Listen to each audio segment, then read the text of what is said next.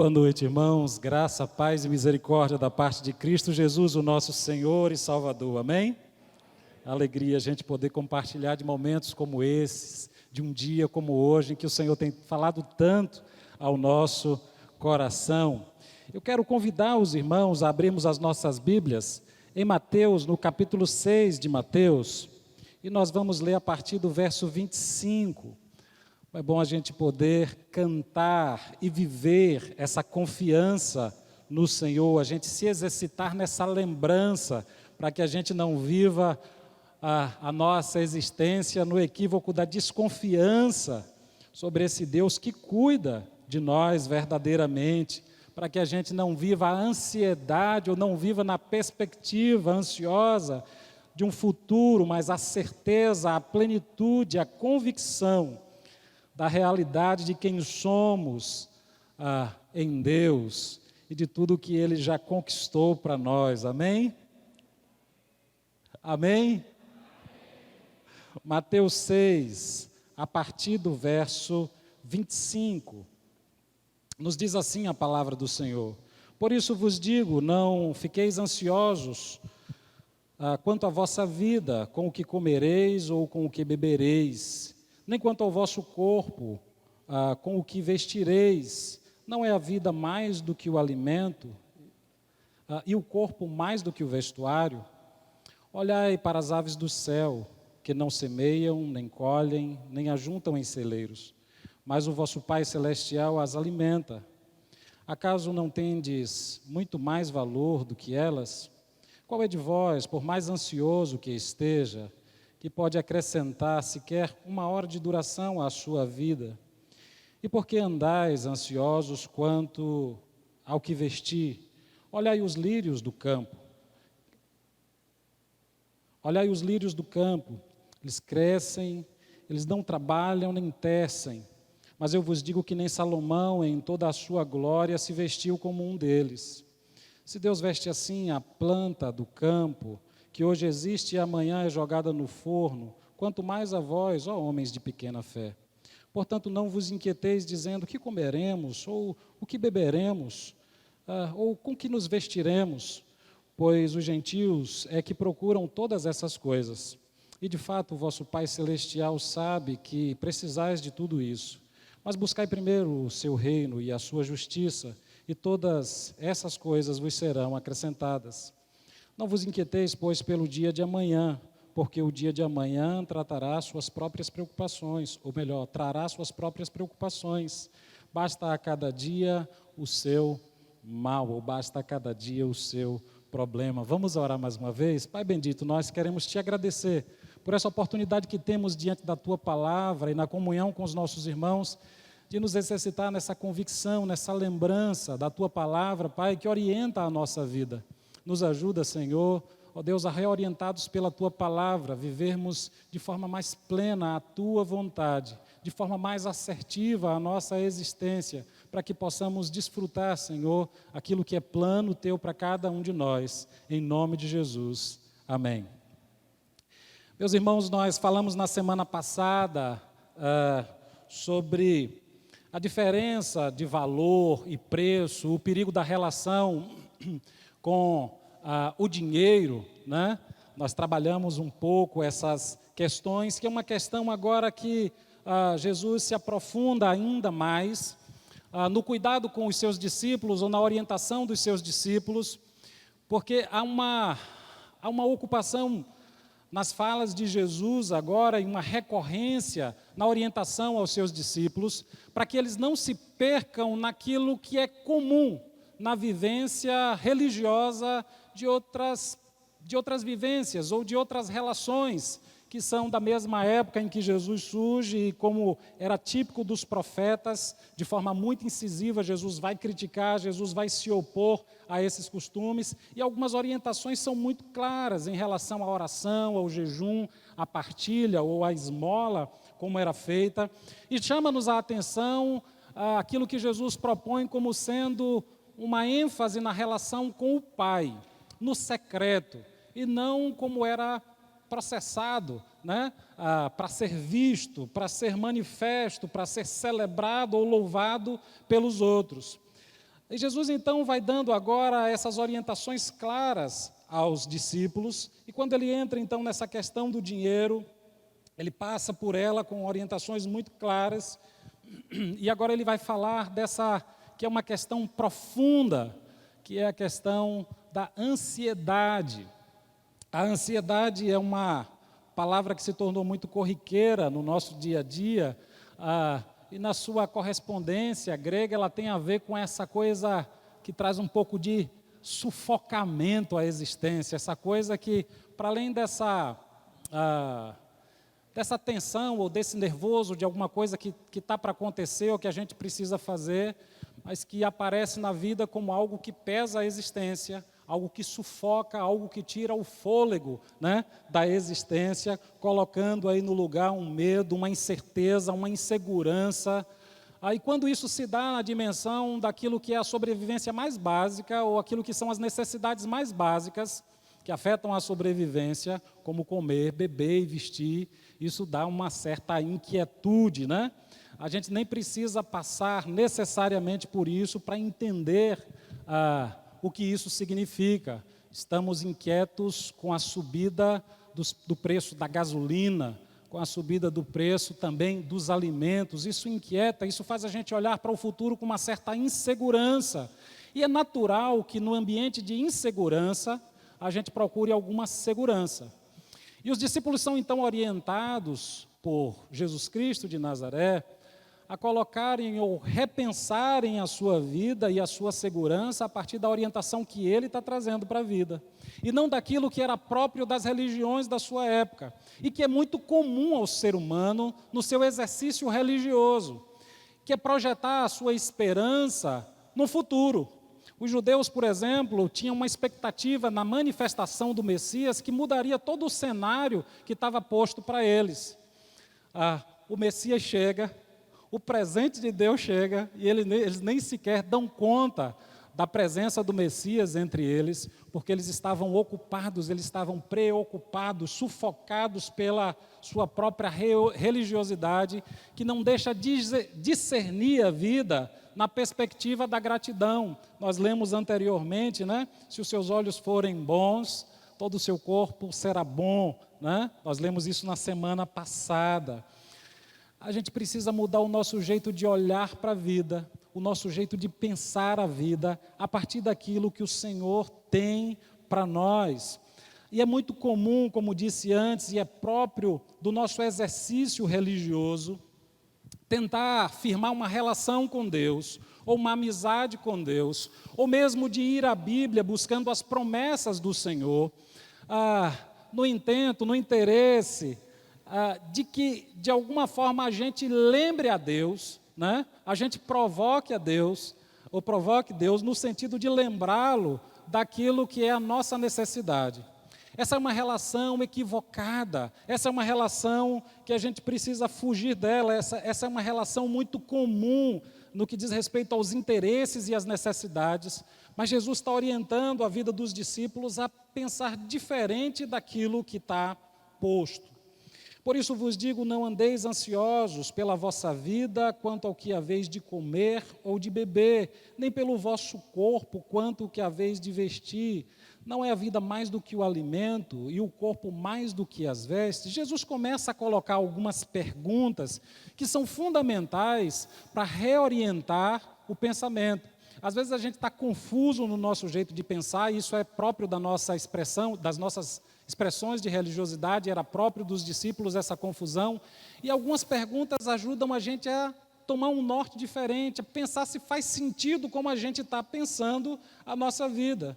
Espera aí, o que é que vale mais, é a vida ou o alimento? Né? Jesus coloca outra questão, né? Porventura não valeis vós muito mais do que as aves? Qual de vós, por mais ansioso que esteja, vai acrescentar um dia ou um passo à sua vida, né? E por que vocês andam ansiosos quanto ao vestuário? Considerai como crescem os lírios dos campos, eles não trabalham nem fiam, e aí ele vai trazer uma personagem importantíssima. Eu, contudo, afirmo que nem Salomão, em toda a sua glória, se vestiu como qualquer um deles. Quando a gente vai ler o primeiro livro dos Reis, A gente lembra da fama de Salomão não pela forma como ele se vestia.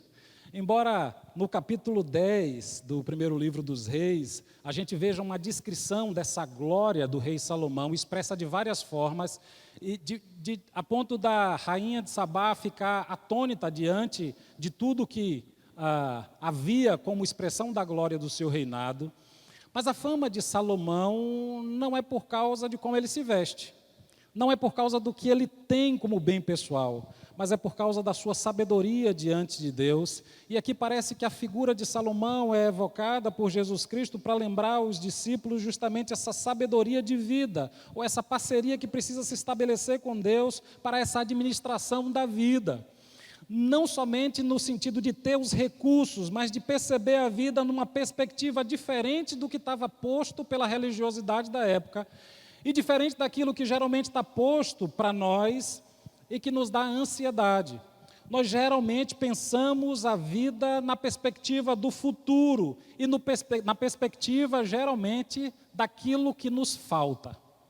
E é necessário repensar, como o apóstolo Paulo vai escrever aos Filipenses, olhar a vida na perspectiva da gratidão, olhar a vida na perspectiva daquilo que já temos e daquilo que já somos, para que a nossa vida não seja, então, de alguma forma levada pela necessidade.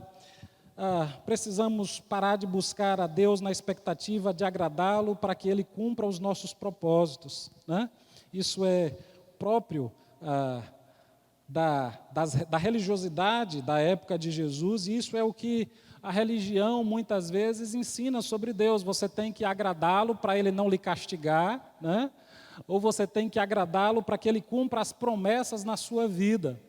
E essa perspectiva da promessa numa condição futura, essa é uma estratégia mais do diabo, né? Expressa na Bíblia, do que de Jesus, ou ela é totalmente diabólica. É a perspectiva satânica que propõe ao homem que no dia em que ele comer, aí ele vai conseguir ser aquilo que ele não é. Por isso eu observei antes, junto com os irmãos, dizendo que isso que nós vivemos como culto ou como expressão de adoração ao Senhor é a lembrança. É a lembrança, é essa ativação da memória o tempo todo daquilo que já somos no Senhor, daquilo que já temos no Senhor, porque a gente precisa, de alguma forma, mudar a nossa mente, como os discípulos também são convidados a essa mudança de disposição mental, para parar de pensar essa relação com Deus numa perspectiva daquilo que eles possam ser, ou daquilo que eles virão a ter, mas daquilo que eles já são e daquilo que eles já têm. O crente é aquele que crê, né, efetivamente, que confia em Deus plenamente. A ansiedade do devoto, né, busca sempre um Deus que atenda às suas necessidades. A proposta na vida do discípulo é que ele, de alguma forma, tente entender o plano, o projeto de Deus, para que se coloque diante de Deus, dispondo a sua vida. Ele reconhece com tanta gratidão aquilo que ele já tem, que a pergunta dele não é o que Deus pode me dar, é o que é que eu posso fazer, com o que é que eu posso contribuir, onde é que eu posso ajudar. O apóstolo Paulo vai dizer, na sua época da falsificação do evangelho, ele vai dizer que um outro evangelho está sendo pregado, que não o evangelho de Jesus Cristo. E é terrível a gente perceber que nos nossos dias isso não é diferente. Há um evangelho cheio de promessas, há um evangelho cheio de incentivos, cheio de coisas para o futuro. E que coisa diabólica é a gente mover, que coisa destrutiva, que coisa anticristã é a gente se mover na direção de uma esperança que nunca chega. É a gente se mover na direção de uma esperança que nunca contempla a vida e a obra que o Senhor fez, que nunca contempla aquilo que o Senhor já nos deu. E a felicidade e a alegria está sempre ali além. Nunca é contemplada aqui agora. A gente nunca percebe, ou a gente tem a dificuldade de perceber a vida a partir da plenitude. Por isso, e nesse sentido, essa caminhada com Deus, ou esse exercício de lembrança, deve nos levar não a uma devoção somente, né? Mas deve nos levar a uma confiança que nos faz romper com essa proposta, lembrando do Gênesis aí, né? De futuro, quando você comer, porque na verdade se a gente olhar para o Gênesis, especialmente o capítulo 3, e essa proposta da serpente, na verdade havia um mandamento do Senhor, havia um cuidado de Deus manifesto na vida, para a vida do homem, que era que ele poderia comer de tudo. Antes do não coma, havia um coma. Antes da fome, e eu queria colocar a pergunta para vocês, né, ou essa pergunta para vocês, o que é que vem primeiro, né? A fome ou o alimento? O que é que Deus cria primeiro lá no Gênesis? É a fome ou o alimento? O alimento. Muito bem. É o alimento. Para toda fome, há uma provisão. Toda fome é uma possibilidade de partilha, é uma oportunidade de desfrutar daquilo que o Senhor já criou para nós. É o inimigo que coloca esse acento, né, na falta, naquilo que a gente não tem. Quando você tiver, quando você comer, né, aí você vai ser aquilo que você não é. E a gente se esquece daquilo que a gente já é, daquilo que a gente já tem e daquilo que a gente pode ser, que a gente pode fazer na perspectiva daquilo que a gente já tem. E a nossa vida, então, diante de tantos problemas que podem causar a ansiedade, que podem trazer esse transtorno para nós, penso que esse conselho bíblico e essa reorientação para a nossa vida pode nos ajudar muito, se a gente olhar a nossa vida e pensar a nossa vida não na perspectiva da desconfiança e da promessa. Será que Deus já fez tudo que poderia fazer, né? Será que Ele está cuidando mesmo? Para pensar que Ele está cuidando sim, e que Ele já proveu tudo, e tudo mais quanto Ele nos der, a gente vai glorificar ainda mais, mas a gente não anda na falta, a gente não anda na perspectiva de quem está sempre esperando mais alguma coisa. Olha que interessante o que o apóstolo Paulo vai escrever aos Filipenses, no capítulo 3:16, antes um pouquinho desse texto que nós lemos na abertura do culto, no capítulo 4, alegrai-vos, outra vez vos digo alegrai-vos, né? Lá no capítulo 3, a partir do verso 16, ele diz assim: todavia andemos de acordo com o que já alcançamos. Irmãos, sede imitadores meus e observai os que andam segundo o modelo que tendes em nós. Pois muitos andam entre nós, dos quais repetidas vezes eu vos já dizia, e agora vos digo até chorando, que são inimigos da cruz de Cristo. O destino deles é a perdição, o Deus deles é o ventre, e a glória deles está na sua infâmia, visto que só se preocupam com as coisas terrenas. Paulo está falando a respeito, ele vem dizendo da troca que ele fez e que ele trocou todo o conhecimento que ele tinha pela excelência de conhecer a Deus. Justamente nessa perspectiva de quem vivia uma religião ou uma expressão de religiosidade que não dava conta de viver a vida no sentido pleno de quem havia alcançado algo para agora, mas que estava sempre planejando o futuro. E ele vai dizer, olha, as pessoas que vivem assim, elas vivem como se o Deus dela fosse o ventre. Ou seja, elas andam em torno das suas próprias necessidades e elas se relacionam com Deus a partir das suas necessidades.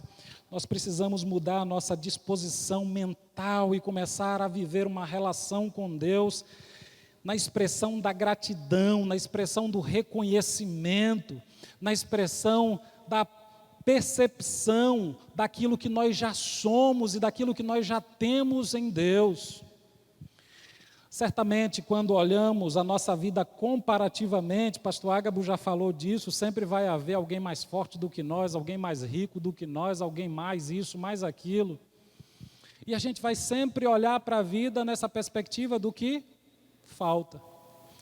E como é importante a gente reorientar a vida da gente na direção daquilo que o Senhor tem já colocado à nossa disposição. E parece que a nossa vida é processada então ainda à luz dessa mentira, né, do diabo. Quando você comer, quando você, né, olhando sempre para a nossa falta. Na verdade, nós ainda vivemos muito assim, ao invés de comer o que deveríamos comer, não comemos aquilo que o Senhor nos autorizou comer e criou para que a gente comesse, e percebesse e se deleitasse. E aí a gente, estando com fome, agora a gente começa a achar atrativo aquilo que é a proposta de Satanás para nós. Nós vimos no capítulo 4 de Mateus como Jesus vence isso. Jesus estando com fome, o Deus dele não é o ventre dele. E mesmo diante da possibilidade de tornar as pedras em pão, a consideração de Jesus é: eu não preciso disso, né? Porque nem só de pão viverá o homem. Se você transformar as pedras em pão, né? Se você me adorar, a hora que você fizer aquilo que você ainda não faz, você vai ser aquilo que você ainda não é. A hora que você fizer aquilo que você ainda não fez, a hora que você orar mais, rezar mais, cultuar mais, fazer mais, aí você vai conseguir. Essa perspectiva é uma perspectiva diabólica que distorce a relação que Deus tem para mim e para você, aqui, agora, hoje. Para a gente começar a viver essa expressão de gratidão, de reconhecimento, apesar de quem nós somos, né? Pecadores, Romanos vai dizer que Ele nos amou quando nós ainda éramos pecadores, quanto mais agora que estamos tentando nos alinhar à vontade dEle. E aí a gente vive na perspectiva dessa falta. Eu ainda não sou o crente que eu deveria ser. Se eu acertar um pouquinho mais, aí eu vou ser abençoado. Ou mentira, né? Ou mentira. Deus vai te abençoar mais, tu vai continuar sendo a mesma praga de gente que tu é, que eu sou, né? A gente precisa repensar, a gente precisa mudar nossa disposição mental naquilo que é verdadeiramente o Evangelho, porque não há uma notícia pior do que uma coisa que vai acontecer depois que você for aquilo que você não vai conseguir ser. Isso não é Evangelho, não pode ser Evangelho, se eu não vou conseguir chegar lá. Mas a palavra do Senhor, mas a orientação do Senhor é na direção daquilo que nós já somos, na direção daquilo que Cristo já fez, na direção daquilo que a gente já pode começar agora, e a gente pode sim começar uma relação com Deus, não interessada naquilo que pode ser evocado como promessa para que se realize na minha vida, mas como concretude daquilo que Deus já operou em mim, e que eu posso agora me entregar ao reino, e naquilo que eu posso fazer agora, para transformar as realidades onde eu estou.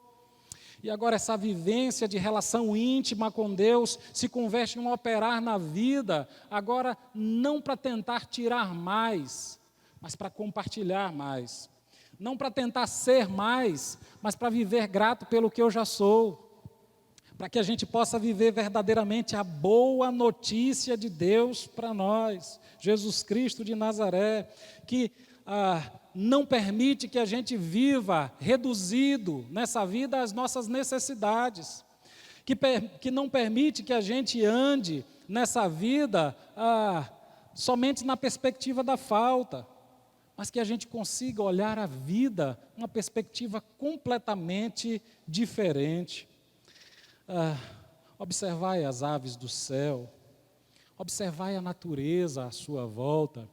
O Brasil é um país riquíssimo em natureza, em diversidade, e esse exercício de contemplação é um exercício que a gente precisa fazer, não da contemplação pela contemplação, mas da contemplação para a renovação da nossa confiança no Senhor, para a lembrança de quem Ele é, de quem somos e da gratidão que precisamos ter no nosso coração.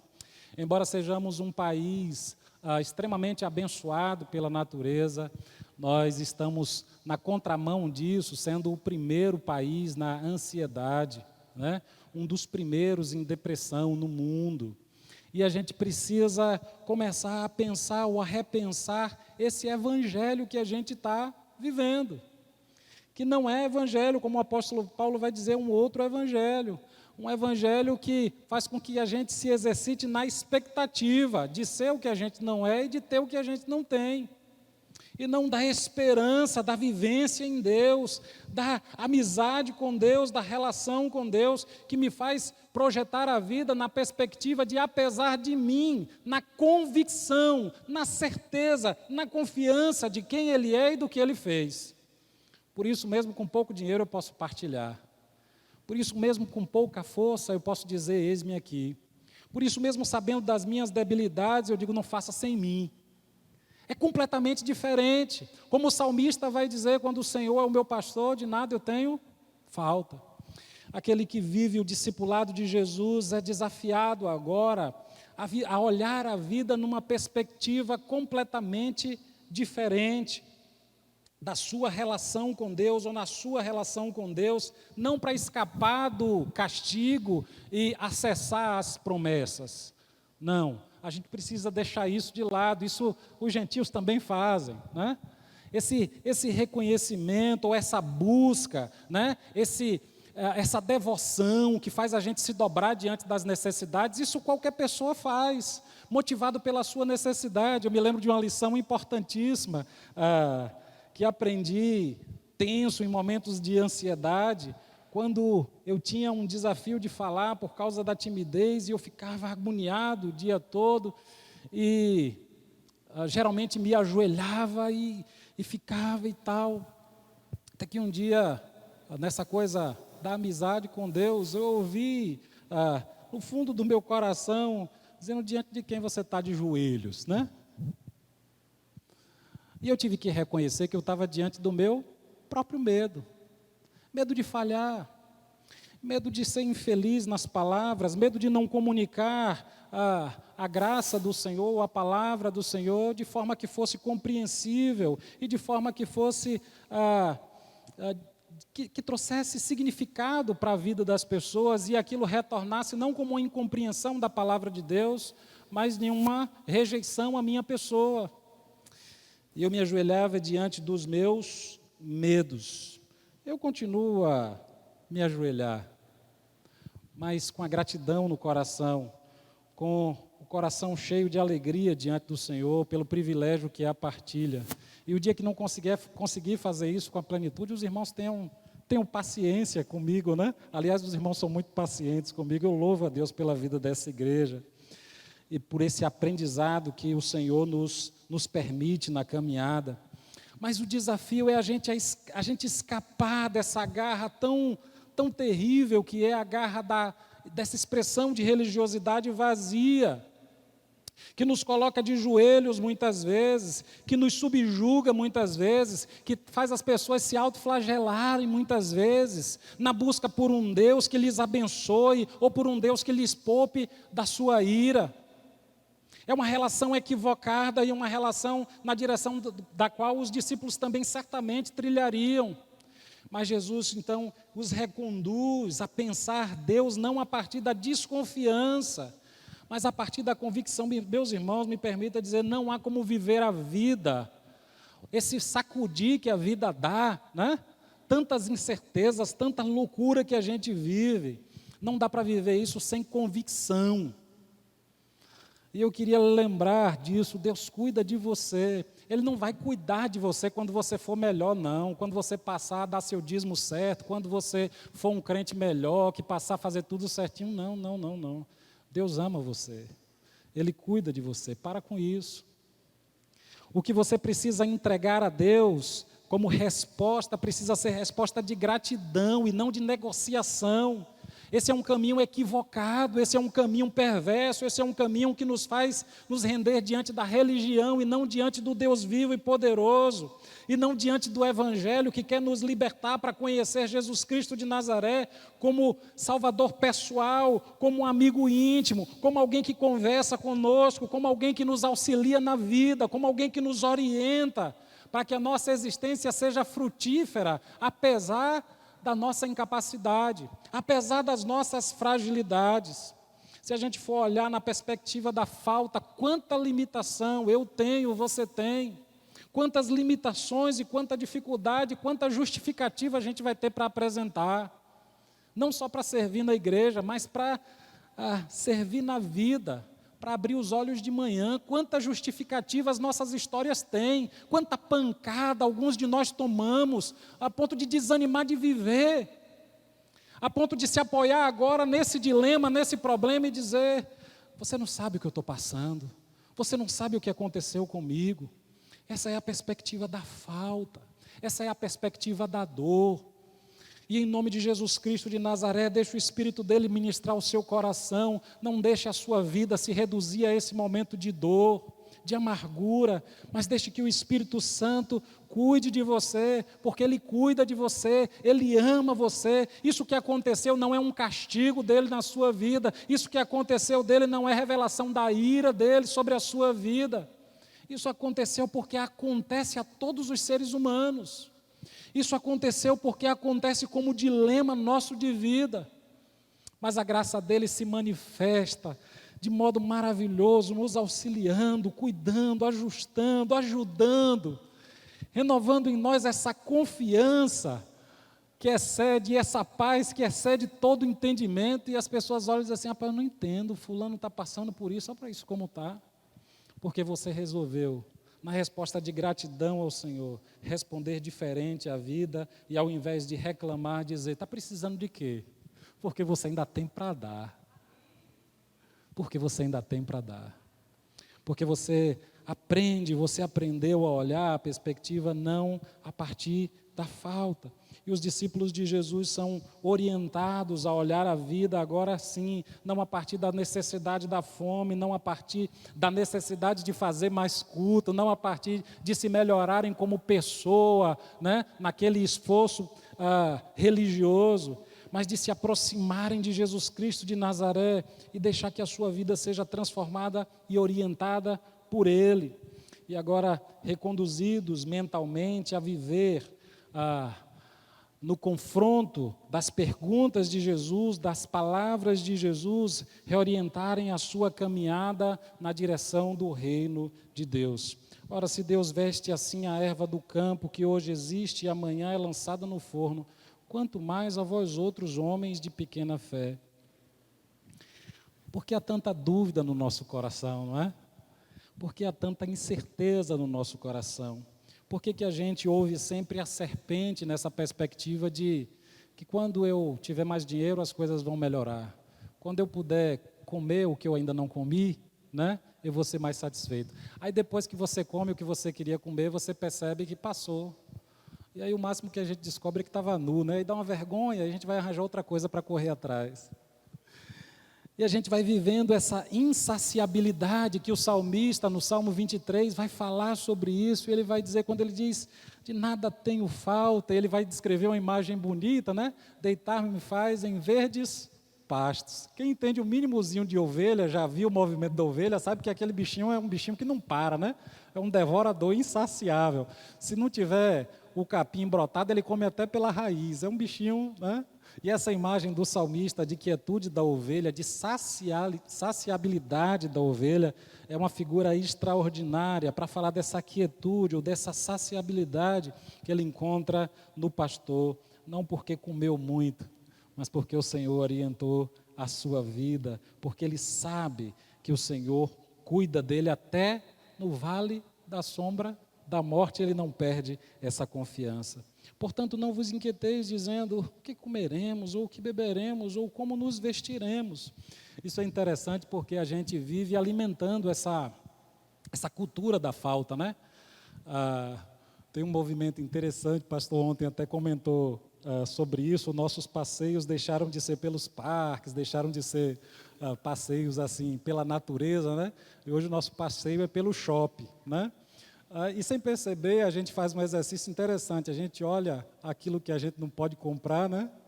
Aí a gente passeia e volta para casa com mais necessidade ainda.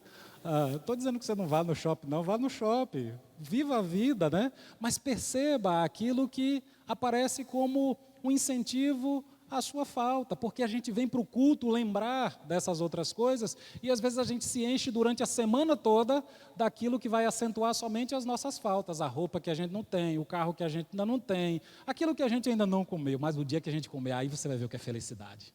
Aí, meu amigo, né? Mentira. Você já pode ser feliz hoje, agora, né? Com tudo que o Senhor já lhe deu, né? Andando de bicicleta, andando de moto, andando de ônibus, andando a pé, né? Andando de cadeira de roda, com a muletinha, seja lá como for. Podemos olhar a vida na perspectiva daquilo que temos e não daquilo que nos falta. E se a gente tiver, que bom. E se a gente tiver, que a gente não tenha só isso, né? Como disse na semana passada, se a gente tiver só dinheiro, a gente está muito pobre, né? Muito pobre. Que miséria é ter só dinheiro. Tenha dinheiro, mas tenha a orientação de Deus para a sua vida, para que isso não seja a única coisa que você tem, mas que isso seja só mais um dom de Deus, para que você possa administrar. Portanto, não vos inquieteis dizendo que comeremos, ou que beberemos, ou como nos vestiremos, porque os gentios é que procuram todas essas coisas, pois o vosso Pai Celeste sabe que necessitais de todas elas. Né? Nosso Deus sabe. O nosso Deus sabe do que precisamos, especialmente nesse texto, a ênfase é em relação àquilo que é o mais fundamental.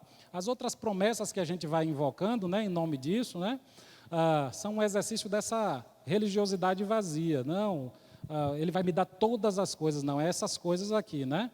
Comida, bebida, vestimenta, né? Mas na perspectiva de quem tem a fome, é uma oportunidade para desfrutar o alimento. A fome é uma oportunidade para partilhar, e como disse antes, Satanás é que coloca essa lógica diferente, fazendo o homem olhar então a vida a partir dessa falta e da desconfiança, né? O meu desejo, irmãos, é que esse entendimento, essa gratidão ao Senhor, encha tanto os nossos corações, a gente consiga perceber, a gente consiga olhar a vida nos mínimos detalhes daquilo que a gente tem, daquilo que o Senhor nos deu, a ponto da gente poder viver essa realidade da busca pelo reino de Deus em primeiro lugar. Essa é uma orientação preciosa que Jesus tem para nós. Aquele que enxerga a vida a partir da orientação do Senhor Jesus e não da religião ou daquilo que a religião da época de Jesus propunha e do que a religião da nossa época também propõe. Tem uma outra prioridade, ou reorganiza a vida em uma outra prioridade que não é a sua necessidade, mas é a necessidade do reino. É uma equação de justiça que não passa pelo suprimento da minha fome, da minha necessidade, mas que passa por um olhar mais amplo, pela necessidade do outro, pelos dilemas que os outros vivem também, e me coloca, como disse antes, na posição de quem tem para dar, de quem tem algo a partilhar, e não na condição de alguém que quer sempre tirar da relação com Deus e da relação com os outros alguma coisa a mais. Talvez você esteja vivendo um momento de muita ansiedade por uma questão de saúde, ou por uma questão de necessidade financeira, ou por problemas familiares, ou seja lá qual for o problema.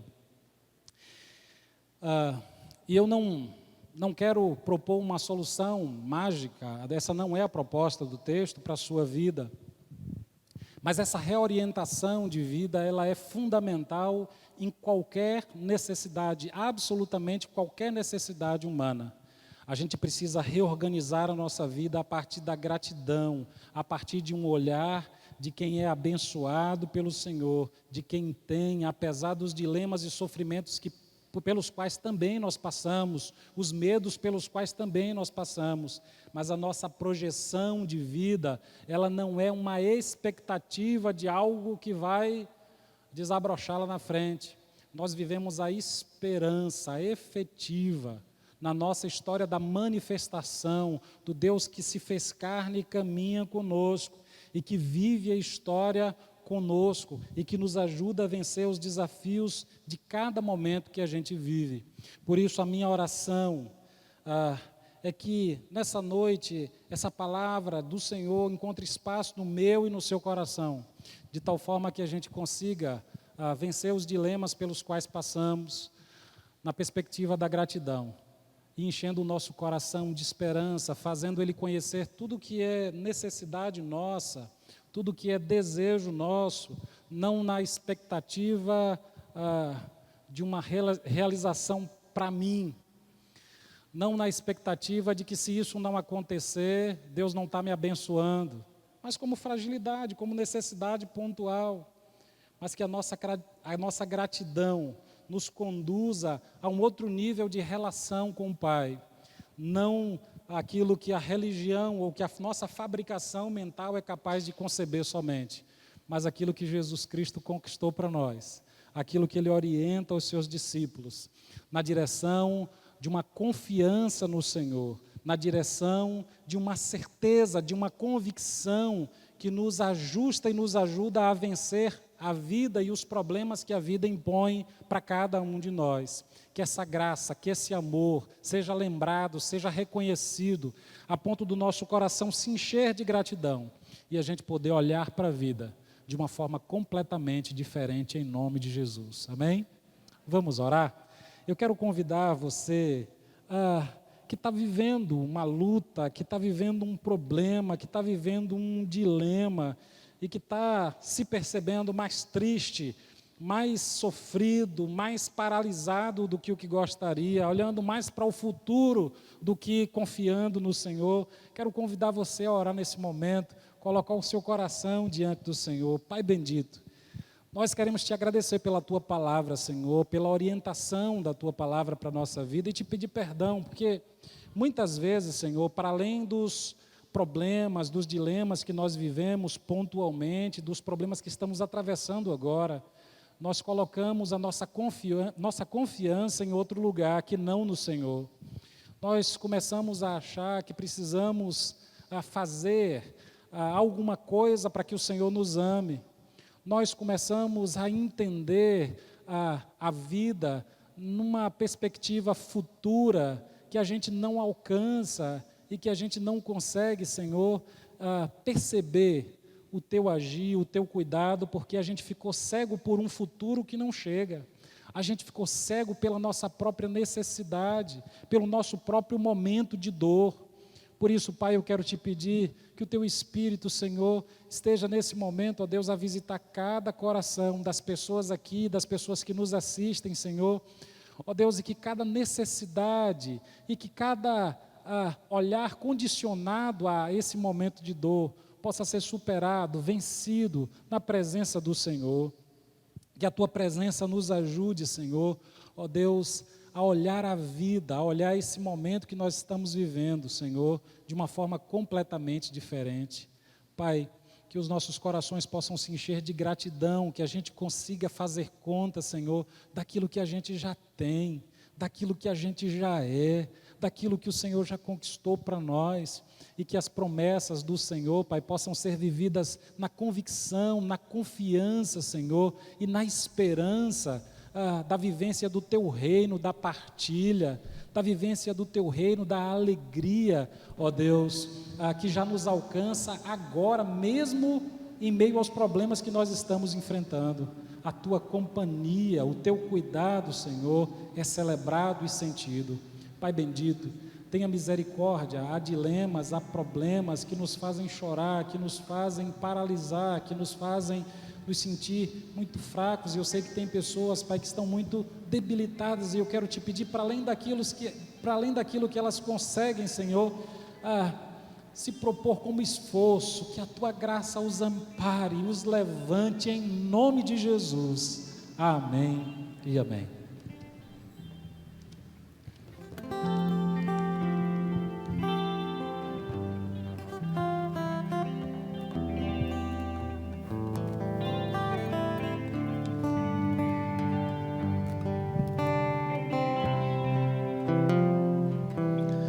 Eu não mereço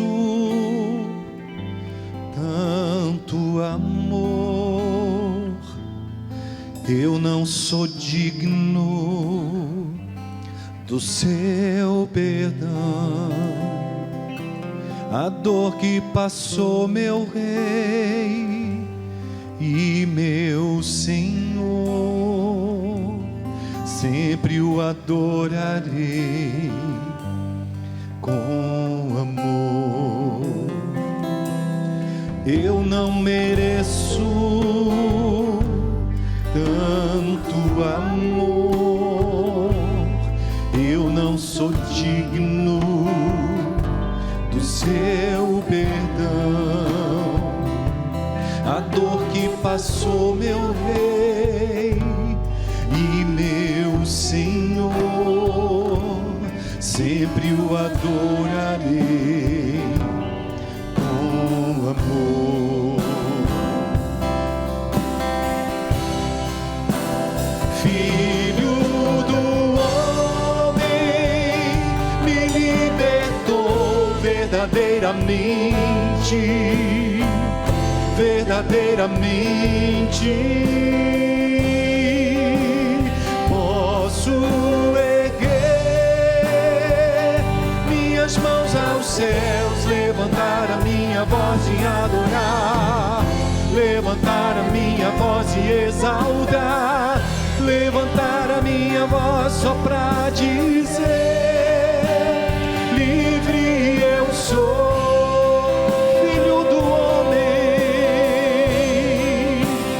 filho do homem, me libertou verdadeiramente, verdadeiramente. Posso aos céus, levantar a minha voz e adorar, levantar a minha voz e exaltar, levantar a minha voz só pra dizer: livre eu sou. Como é bom a gente poder se reunir com a igreja para dizer: eu sou livre para te adorar, Senhor. Eu consigo enxergar a vida à luz da Tua palavra e à luz da Tua orientação, a partir de tanta coisa que eu já tenho, a partir de tudo que o Senhor já fez. Eu posso dizer: eu não mereço, Senhor, tanto amor, não sou digno do Teu perdão. Senhor, por causa de tudo isso, eis-me aqui. Por causa de tudo isso, que a minha vida seja uma resposta de gratidão ao Senhor, que a minha vida possa fluir na alegria do Teu Espírito e que essa ansiedade vá cedendo lugar à confiança no Senhor, a confiança nesse cuidado que o Senhor tem por cada um de nós. Vamos orar mais uma vez? Pai bendito, muito obrigado pela Tua palavra e por esse momento tão singular como igreja, Senhor, quando podemos desfrutar dessa lembrança da realidade de quem o Senhor é e de quem nós somos no Senhor, dessa esperança que o Evangelho traz para nós de olhar a vida numa perspectiva completamente diferente, Senhor, não de enxergar somente a vida a partir de um otimismo, mas olhar a vida verdadeiramente com esperança no Senhor. Pai, muito obrigado, Senhor. Nós queremos Te pedir que o amor do Deus Pai Todo-Poderoso, a graça do nosso Senhor e Salvador Jesus Cristo, ó Pai, bem como as doces consolações do Espírito Santo do Senhor, continue no meio do Teu povo, marcando a história de cada um, dos que aqui estão, também de cada família aqui representada, Pai, hoje e sempre. Amém e amém. Nós vamos continuar louvando ao Senhor e nós vamos encerrar o culto dessa noite declarando: eu sou livre do Senhor. Que a graça dele nos ajude a enxergar a vida numa perspectiva completamente diferente. Desejamos a cada um dos irmãos, também aos que nos assistem, uma semana abençoada e uma vida vivida na esperança, na fé, na perspectiva da companhia do Senhor e da gratidão que enche o nosso coração quando vivemos na companhia dele. Que ele nos abençoe em nome de Jesus.